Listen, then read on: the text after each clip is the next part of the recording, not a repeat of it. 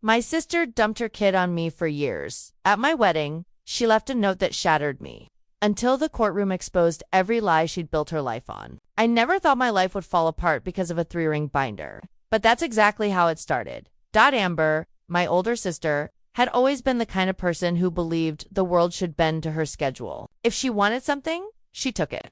And when she announced her pregnancy, she didn't ask for support, she demanded it. One evening, she appeared at my apartment carrying this oversized binder, the kind of thing you'd expect from a corporate executive preparing a merger. She didn't even say hello. She just spread it open across my coffee table and started flipping through color-coded tabs like I was her employee. Here's the schedule, she said, tapping the pages with her manicured nail. You'll need to make adjustments. I leaned closer, thinking I must have misheard her. On the neatly typed calendar, she had already assigned me days, times, and holidays. Tuesday and Wednesday nights were overnight shifts because those were her nights off. Friday through Sunday mornings were mine, so she could sleep in. Christmas Day was marked in red, with the words all-day coverage written across it, like I was signing up for a military deployment. At first, I laughed. Honestly, I thought it was a joke, some overthought pregnancy brain idea she'd get out of her system. But Amber didn't laugh with me. Her face was stone serious. This isn't funny, she said sharply.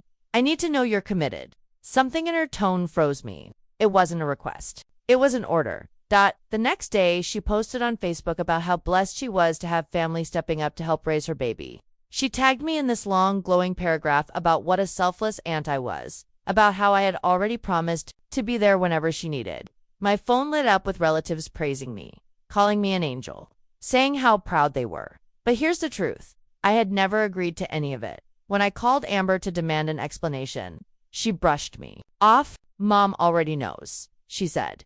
And Mom did know. She called me that same night with her perfected tone of disappointment, the one that could slice straight through bone. Family helps family, she reminded me, as if that ended the discussion. In that moment, it became clear. This wasn't just Amber's plan. This was a trap I had been pushed into without ever giving consent. And what I didn't realize then was that the binder wasn't just a schedule, it was the first step in Amber taking over my life piece by piece until there was nothing left that truly belonged to me. And that was only the beginning. Because once the baby arrived, Amber's sense of entitlement would grow into something far darker, something that would invade my job, my friendships, and even my sense of safety in my own home. If the binder was the opening shot, what came next was the full ambush. Amber didn't wait until her baby was even out of the hospital before she started treating me like her on-call employee. It wasn't framed as helping. It wasn't about love or family or the baby's well-being. It was about convenience, hers. Never mind. The first time it happened, I was in the middle of a client presentation at work. It had taken me weeks to prepare. Slides polished, every statistic memorized, every word rehearsed. My company had been chasing this client for months, and I knew if I did well, it could change the trajectory of my career. I was standing in the glass-walled conference room, my manager at one end of the table, 12 people watching, pens ready, when the door cracked open. A receptionist leaned in, mouthing emergency.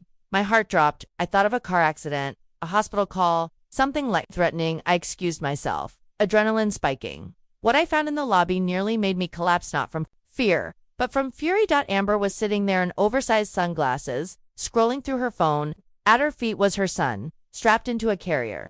She looked up at me like she was doing me a favor. Perfect timing, she said, standing to leave. I have an appointment in 20 minutes. What appointment? I asked, still trying to catch up.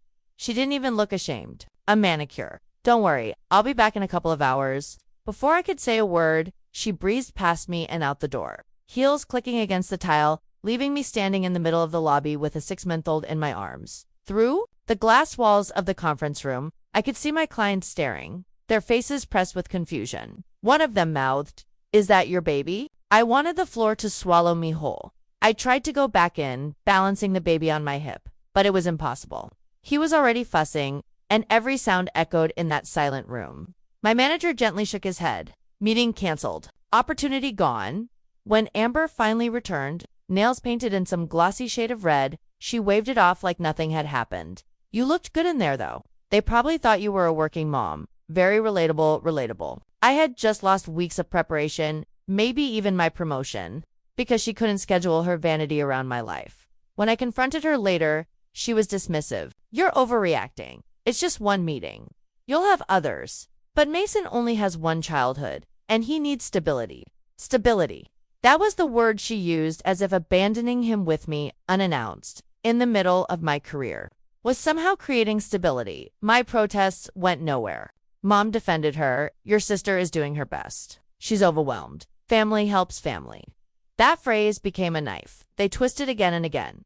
Family helps family.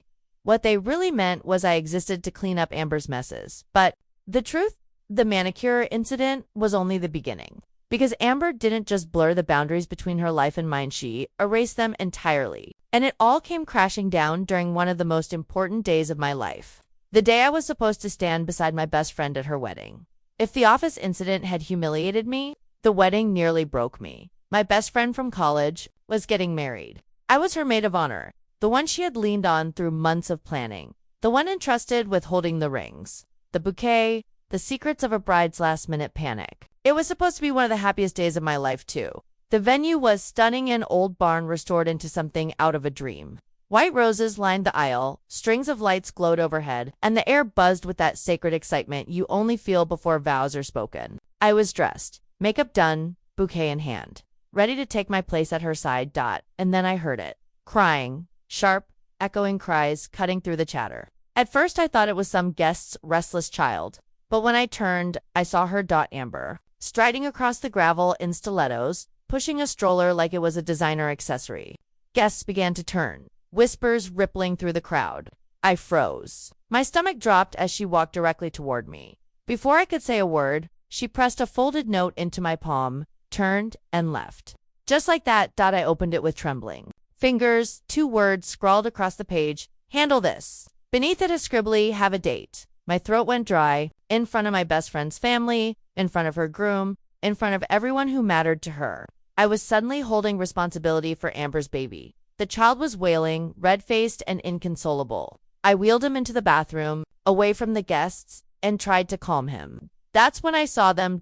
Bruises. Small, finger-shaped marks, faintly visible on his tiny forearms. They weren't the kind of marks a baby got from bumping into a crib rail. These were deliberate. Someone had gripped him too hard, too often. My knees nearly gave out. I pressed him against my shoulder, rocking him while panic thundered through me. Outside the door, I could hear muffled laughter. The vows beginning. And there I was, locked in a tiled bathroom, clutching a child who bore the evidence of something I hadn't wanted to admit until that moment. Mason wasn't just neglected. He was being hurt.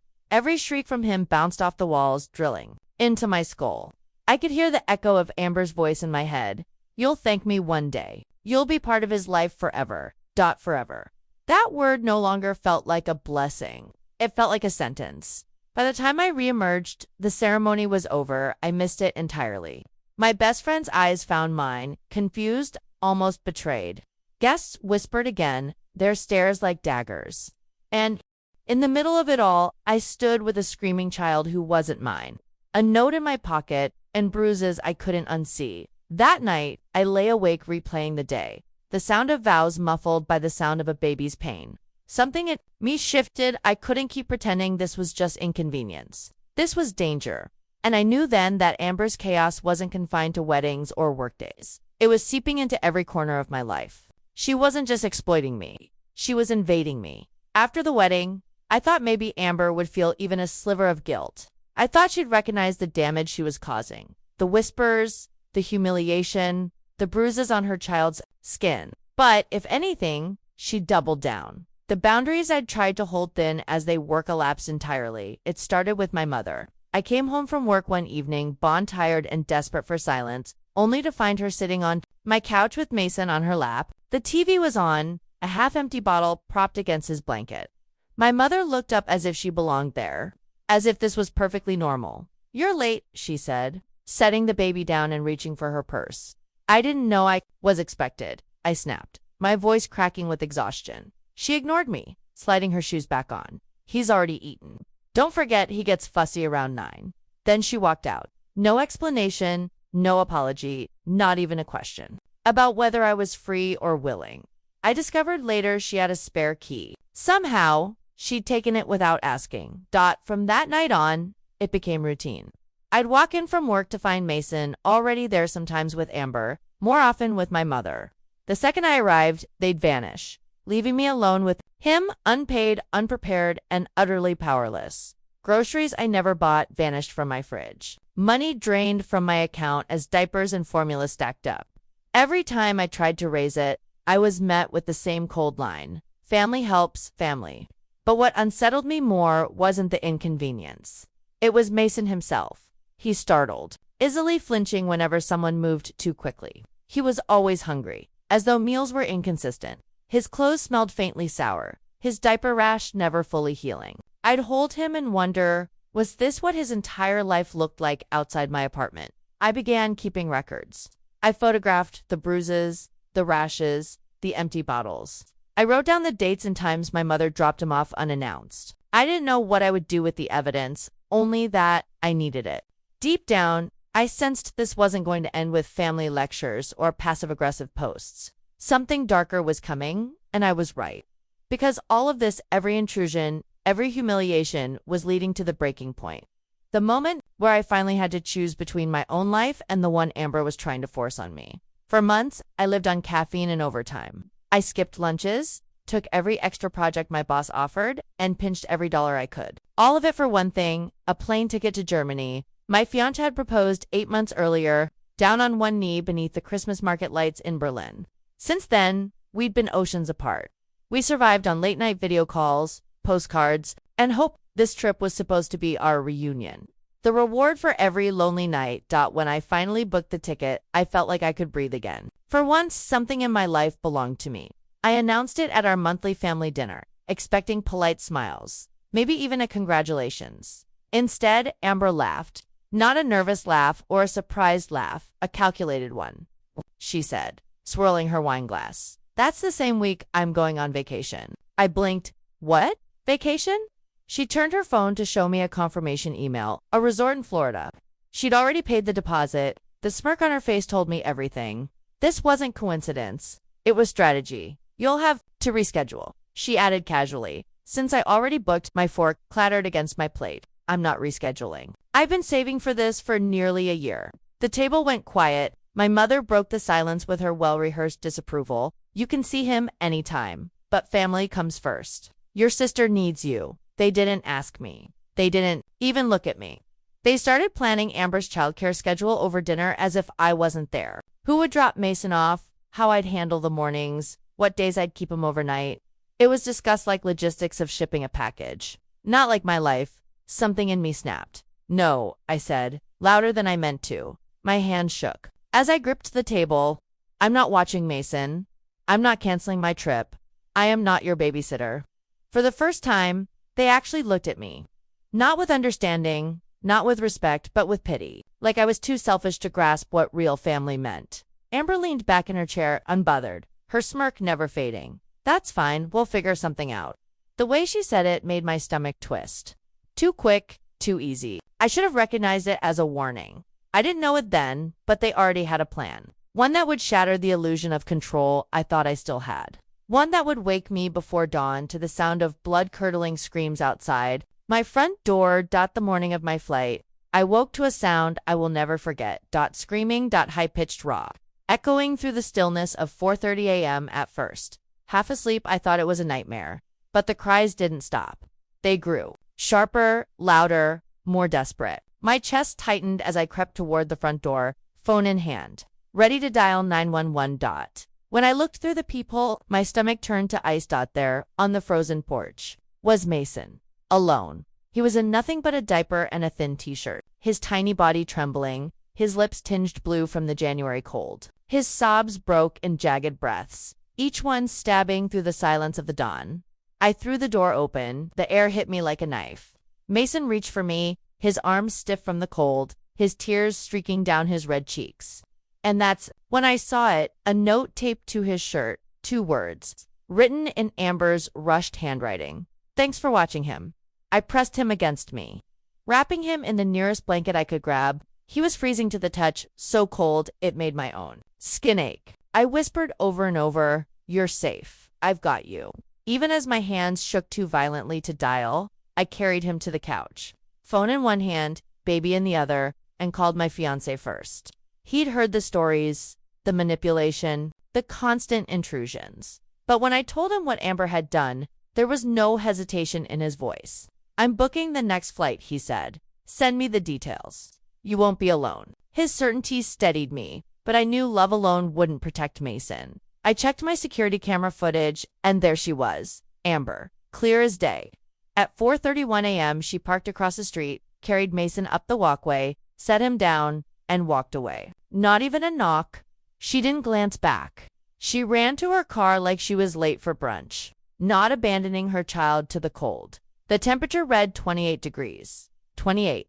Had I not been home, had I not woken to his cries, Mason could have frozen before sunrise. When CPS arrived, the caseworker's face hardened at the sight of him. The bruises I'd seen before were worse now, deeper, spreading like shadows under his skin. She didn't waste time. "We're calling emergency removal," she said. I stood there as they wrapped Mason in a thick CPS-issued blanket. His little hand clutched mine until the very last second, fingers trembling before he was carried out to the waiting car.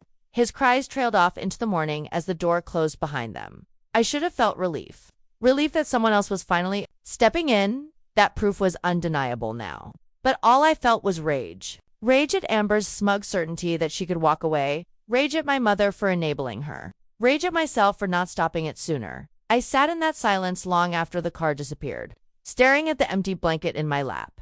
And I knew this wasn't the end. Amber would come back. She would scream. She would blame. She would twist the story until somehow I became the villain, and I was right. Because just hours after landing from her vacation, Amber stormed into my apartment demanding answers. And my mother wasn't far behind. Amber came back from her vacation glowing. Skin bronzed, hair perfectly styled, shopping bags swinging from her wrists. She looked like someone returning from a luxury getaway, not like a mother who had abandoned her infant in the freezing dark. She walked into my apartment without even knocking, her heels clacking against the floor. "Where's Mason?" she asked, glancing around as if he might crawl out from behind the couch. "With CPS," I said flatly. Her face shifted in stages: first confusion, then disbelief, then a rage so sharp it made her jaw tremble. "You gave him away. You had no right. None." Her voice rose until it cracked. "You destroyed my life. Do you hear me? Family doesn't do this to family."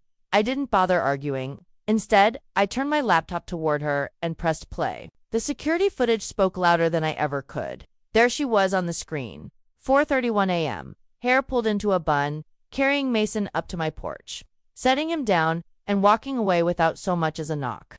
The baby's cries echoed faintly through the audio. For a moment, Amber's eyes darted, searching for an excuse. That's when the front door slammed open again.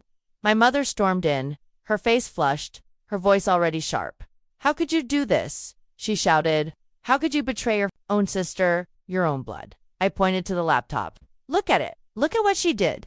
My mother's eyes barely flickered toward the screen before she turned back to me. "She's overwhelmed. She just needed a break. You don't understand what it's like." The excuses twisted my stomach. They weren't even trying to deny it. They were justifying it. When I refused to hand over Mason's diaper bag, Amber shoved me with both hands. I stumbled back, slamming my head on the corner of the coffee table. Pain burst across my vision, white stars exploding in my eyes. By the time I blinked myself back into focus, my fiancé was standing there. He had just arrived from the airport, suitcase still by the door. He pulled me up gently, then stepped in front of me like a wall. "You need to leave," he said, his accent heavy, his voice like steel. "Now or I call the police." Amber's face twisted into something unrecognizable. "This isn't over. I'll get my son back. And you'll regret ever crossing me." She yanked the door so hard it rattled the picture frames on the wall. I thought that was the end of it. It wasn't. Within hours, the phone calls started. First Amber, sobbing into the line, swearing I'd ruined her life. Then my mother, furious, calling me heartless. Extended relatives chimed in, voices layered with guilt, manipulation, even veiled threats. When I blocked their numbers, they borrowed phones from coworkers, neighbors, even distant cousins. My voicemail filled with messages that swung between begging and venom. "Be the bigger person. Fix this. You'll tear this family apart. If something happens to Amber, it'll be on your head." One morning I came home to find scratches all around my lock, as if someone had tried to force their way in. My landlord shook his head grimly. Looks like someone was working it with tools. I changed the locks, but the fear remained. And when I installed a doorbell camera, the truth became undeniable. Amber was there, pacing outside my building at 3 in the morning. Sometimes 4 minutes, sometimes 4 hours. Just staring up at my window. The message was clear. She wasn't just angry, she was watching. After the showdown in my apartment, I thought things might settle. Maybe Amber would lick her wounds. Maybe my mother would realize they had crossed a line. But instead, their anger metastasized. It spread like poison, reaching into every corner of my life until I couldn't tell where home ended and danger began. It started with the calls. My phone lit up constantly in known numbers, blocked numbers, local numbers I didn't recognize. At first, I answered, thinking it might be work, but every time, it was the same. My mother's voice dripping with venom. Amber sobbing hysterically. Cousins I hadn't spoken to in years, lecturing me about destroying the family. When I blocked them, the harassment shifted. Packages began arriving at my office, each one darker than the last. The first box held baby clothes, neatly folded with a note. He misses his aunt. The second package contained a framed photo of Mason crying, the ink smeared like someone had dragged a wet finger across it. Another envelope held a onesie I had bought months earlier as a gift, tags still attached. Returned to me like a taunt. My coworkers noticed. The receptionist's smile grew thinner each time she handed me another box.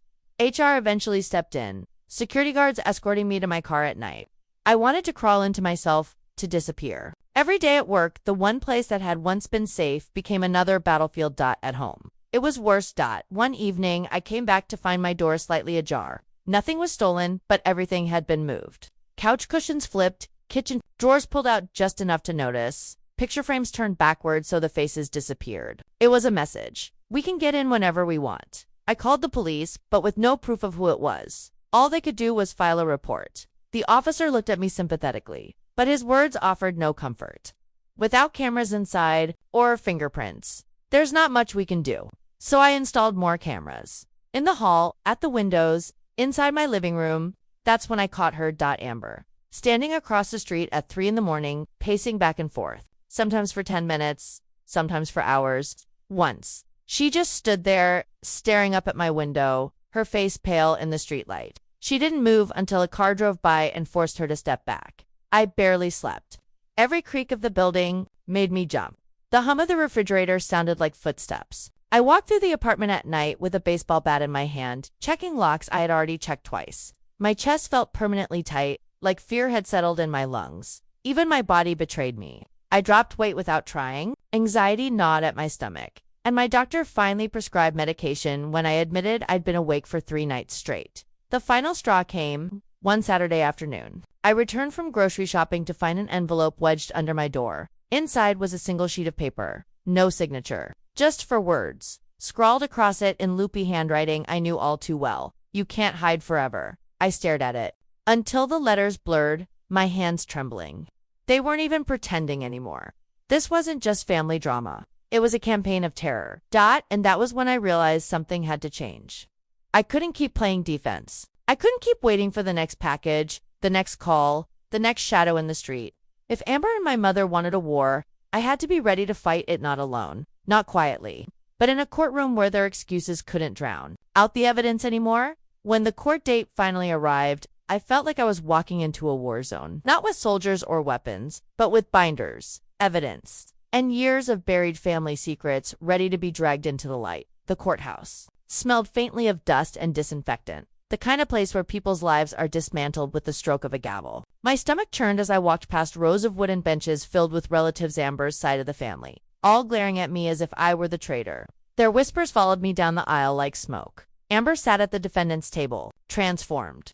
Gone was the disheveled sister I knew, the one who abandoned her child on a porch in the freezing dark. In her place was a polished version, dressed in a navy suit, hair swept into an elegant updo, makeup flawless. She looked like a professional, a victim, someone who could pass for a responsible mother. Her lawyer leaned close, whispering strategies when my name was called. I took the stand. My hands trembled slightly as I raised them for the oath. But once I sat down, a strange calm washed over me. This wasn't about me anymore. It was about Mason. The prosecutor guided me through my testimony. I described the night I found Mason on my doorstep. The temperature barely 28 degrees, his lips turning blue. I handed over the photos I'd taken, the bruises, the rashes, the empty bottles. The courtroom murmured as each image appeared on the screen. Then came the footage. The judge leaned forward as the grainy video played, Amber setting Mason down, glancing over her shoulder and walking away without knocking.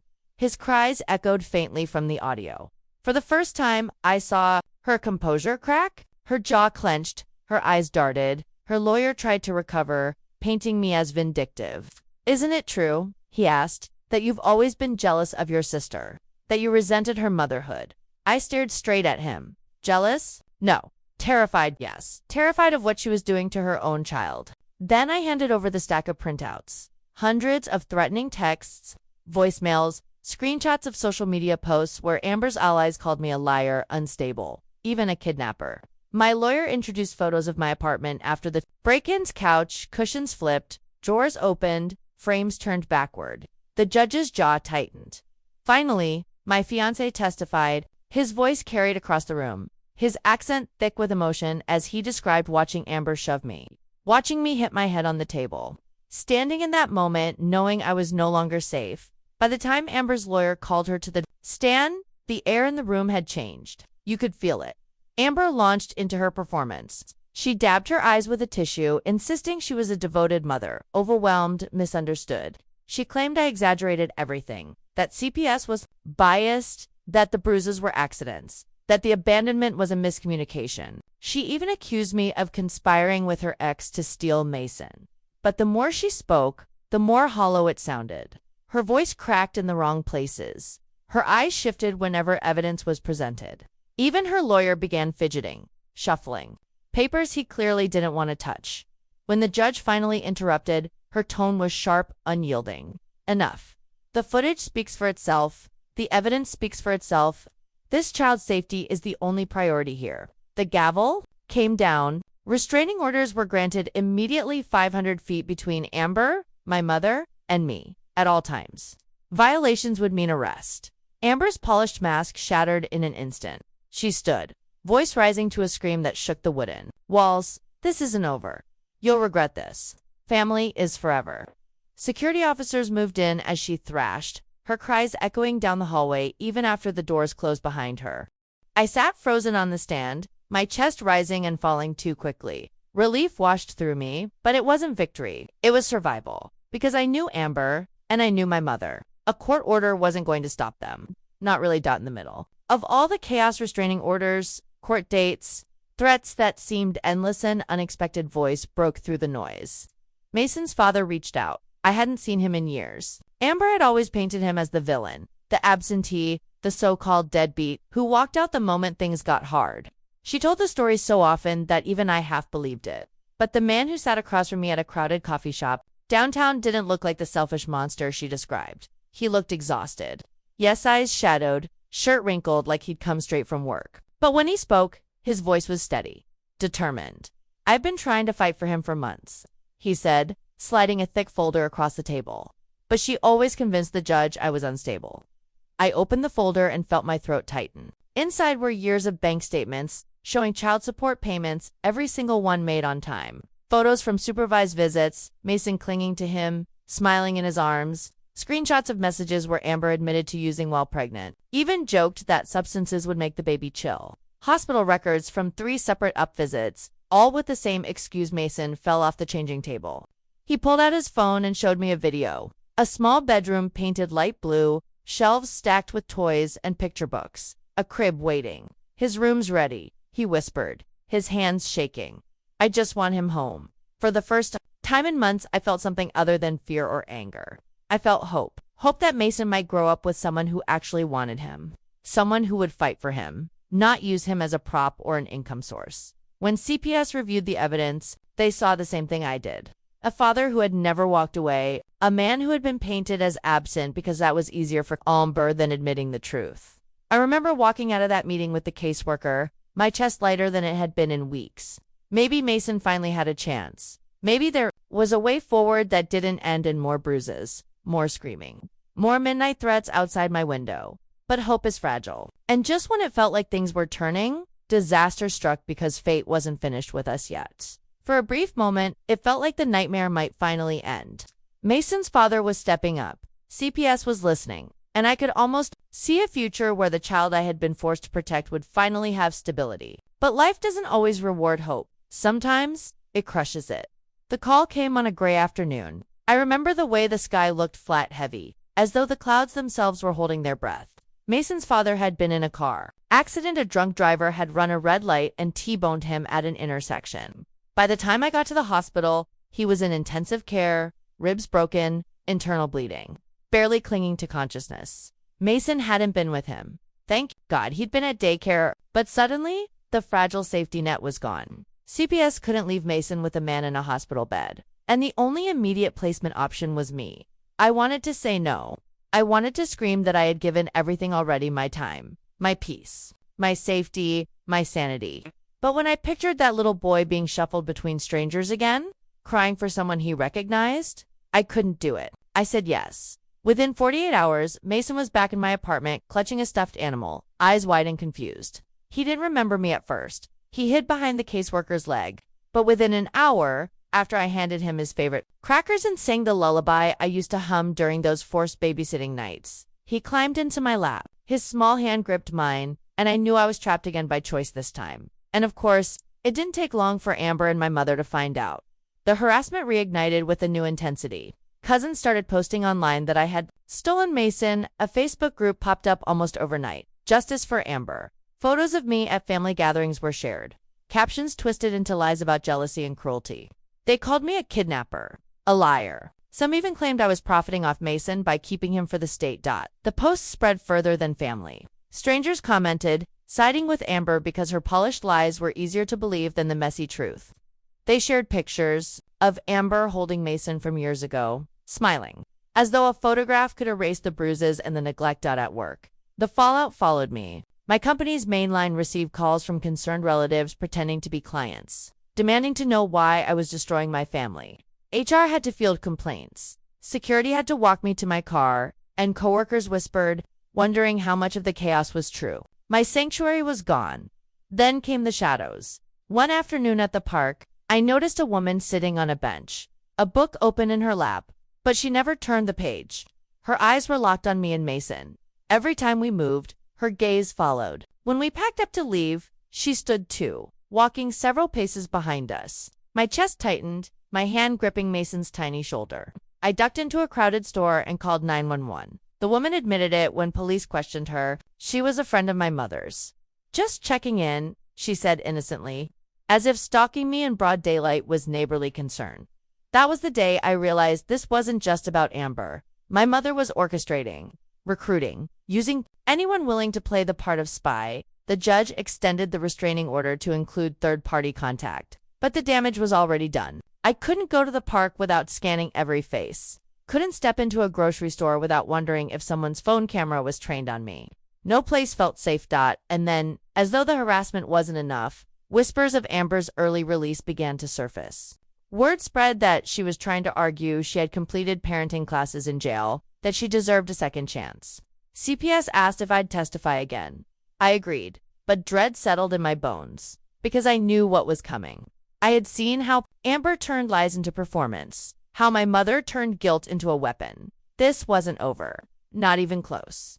The custody hearing that would decide Mason's future didn't feel like just another day in court. It felt like a reckoning. The gallery was packed. Amber's supporters filled one side, cousins, family, friends, even distant relatives I hadn't seen in years, glaring at me as though I were the villain of the story. On the other side sat CPS workers, my fiancé and Mason's father, pale but standing strong after weeks of recovery. The air was heavy, thick with whispers and tension. Amber appeared by video link from jail. Her hair was limp, her face gaunt, but her eyes still burned with that same fury. She wore an orange jumpsuit, but tried to sit tall, as though the uniform couldn't strip her of control. The judge entered, and silence fell like a curtain. The prosecutor began by laying out the evidence. The footage of Amber abandoning Mason in the freezing dark. The photos of bruises, of diaper rash that never healed. Testimony from daycare workers who said Mason arrived hungry, dirty, withdrawn. Medical reports showing his weight gain and developmental leaps after being removed from her care. I was called to the stand. My voice was steady this time, not trembling like it had been before. I described the moment I found him on my doorstep, his lips blue from the cold, the note taped to his shirt. I spoke of the harassment packages sent to my office, notes slipped under my door, Amber stalking me in the dead of night. Then Mason's father testified. He showed videos of Mason laughing in his care, clean, smiling, finally looking like a child instead of a shadow. He spoke about his recovery, how he'd prepared his home, how he had fought for custody from the start. At one point, his voice broke. I just want my son safe. That's all I've ever wanted. The room fell silent. When it was Amber's turn, the performance began. She wept into the camera, insisting she was a loving mother who made one mistake. She claimed I was jealous, conspiring with her ex to steal Mason. She blamed the substances on stress, claimed the bruises came from clumsiness, even suggested CPS had fabricated evidence. Her lawyer tried to spin her story into something sympathetic, but the cracks were impossible to ignore.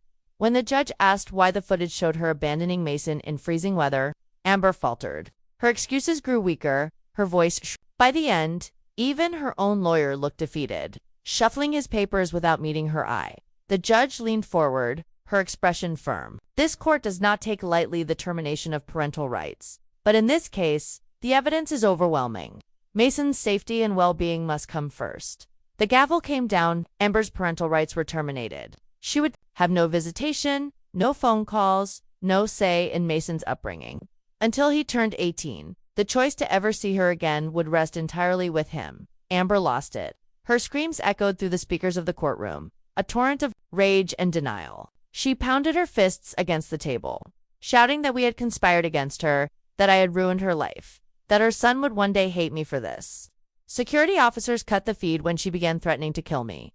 I sat frozen in my seat, heart racing, the echoes of her voice still ringing in my ears. Around me, Amber's supporters hissed, muttered, some even shouted at me as I left. A water bottle sailed past my shoulder, hitting the courtroom door with a hollow thud. But above the chaos, one truth cut through. Mason was safe. The cycle was broken for the first time in years. I felt the weight begin to lift. When the gavel came down and Amber's rights were terminated, I expected to feel triumphant. I thought relief would wash over me like a flood, that I'd finally breathe without fear. But what I felt instead was quieter, heavier.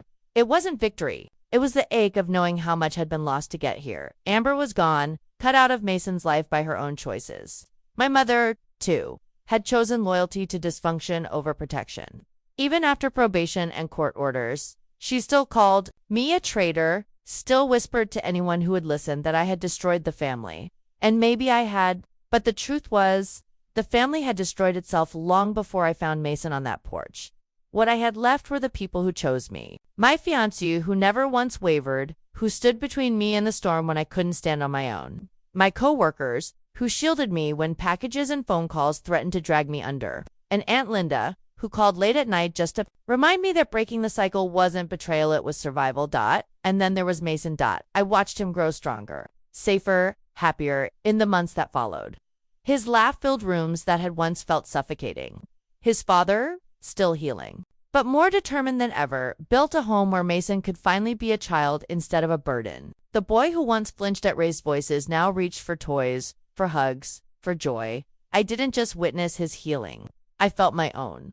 For so long, family had been a chain dragging me down. Family meant obligation, sacrifice without end, love weaponized into control.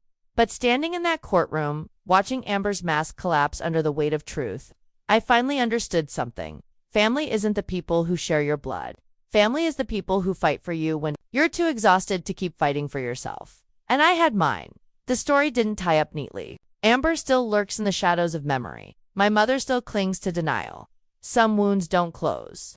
But life has a way of moving forward. I got married quietly, surrounded only by the people who mattered. No drama, no manipulation. Peace. Sometimes doing the right thing costs you everything you thought you had, but what it gives back is far greater. I lost the family I was born into. I gained the family I chose. And in the end, that choice saved more than just me. It saved a little boy who deserved better. It gave him a chance to laugh again, to grow again, to live again. And that, more than the court orders, more than the battles, more than the scars, is what made it all worth it. In the end, I learned that blood alone doesn't define family. What truly matters are the people who stand beside you when the storms come, the ones who choose you even when it costs them. I lost the family I was born into, but I gained the family I deserved, and that has made all the difference. If this story moved you, don't forget to give it a like, share your thoughts in the comments, and hit subscribe so you won't miss the next one. Your support helps us bring more stories like this to life.